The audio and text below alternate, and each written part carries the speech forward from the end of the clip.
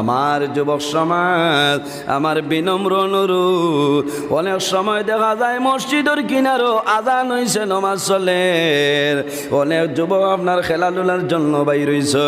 আমার অনুরোধ বাইরে, আজকে জমিন তুমি খেলা খেলাইতেছ, একটাবার চিন্তা করিয়া যাও। আমার 25 বছরের বন্ধু আজকে জমিন নাই। আমার বন্ধু গত বছর গত দিন আমার সঙ্গে ছিল, আজকে অন্ধকার কবর ঘুমাই গেছে। আমি জমিনের মধ্যে হেলায় জীবন কাটাইতেছি। কোন সময় আল্লাহর হুকুম হইব আমি মারা যাইব। আমি যদি মারা যাই তাহলে আগামী কালকে আসরের নামাজ পড়া আমাদের জন্য, আমার জন্য সম্ভব নয়। বাইরে নামাজ পড়িও, কথা মনের মধ্যে রাখিও, আজকে আসরের নামাজ পড়িব। আমি যদি মারা যাই আমার জীবনের শেষ নামাজটা হইল।